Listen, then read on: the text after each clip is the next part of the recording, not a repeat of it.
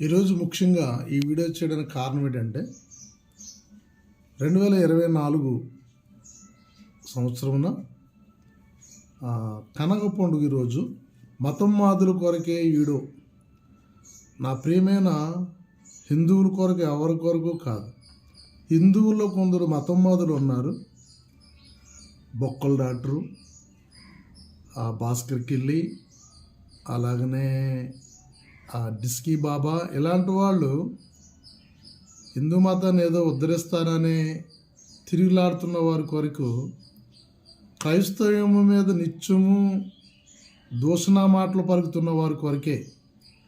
ఎందుకంటే ఈరోజు కనక పండుగ కదా. కనక పండుగ రోజున ఈరోజు కొత్త బట్టలు వేసుకుంటారు. మరి మీ దేవుళ్ళు చాలా రిచ్ అని మీరే చెప్పారు, మేమేం చెప్పలేదు. డిస్కీ బాబా వేరే వాళ్ళందరూ చెప్పారు.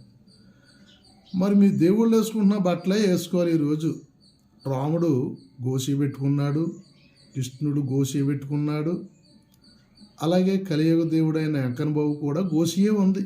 వాళ్ళ ప్రతిమలకు చూసినా అలాగే మరి వాళ్ళు సినిమాలు తీశారు, ఆ రీతిగానే తీశారు వాళ్ళు కూడా.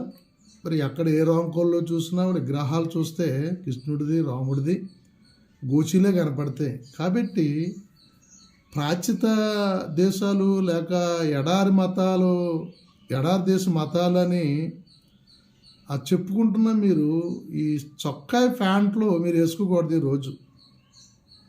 ఎందుకంటే ఇది హిందూ మతానికి సంబంధించిన దుస్తులు కాదు, ఎడారి మతాల నుంచి వచ్చిన ఆచారం ఇది. కొత్త బట్టలు కట్టుకోవడం మంచిదే, కట్టుకోండి. కానీ మరి నిజమైన హిందూ అయితే నీ దేవుళ్ళు ఫాలోవర్స్ అయితే నీ దేవుళ్ళు ఏ వస్త్రాలు కట్టుకున్నారో ఏ గోసులు పెట్టుకుంటే మరి మీరు చాలా నిజమైన హిందువులు అనుకుంటాం మేము. అవునండి, మీరు నిజమైన హిందువులు అయితే, నిజమైన హిందూ మతాన్ని ప్రచారికులు అయితే ఎడార మత ఆచారాల వస్త్రాలు విడిచిపెట్టండి. కానీ మీరు వేసుకోకూడదు. ఎందుకంటే ఈ ఎడారి మతాల యొక్క ఆచారాలు ఈ ప్యాంటు షర్టు మన దేశాచారం కాదు. అందుకని మహాత్మా గాంధీ కూడా గోసి పెట్టుకునే తిరిగాడు పాపం, చొక్కా వేసుకోలేదు ఆయన. ఎందుకంటే అది మన యొక్క దేశాచారం. అది మరి దేశాచారాన్ని, మన దేశము, మన సాంప్రదాయము, మన హిందూ మతం, మన గౌరవాన్ని విడిచిపెట్టి ఎడారి మతాల యొక్క వస్త్రధారణ మీరెందుకు చేయాలి? చాలా రాంగ్ అది.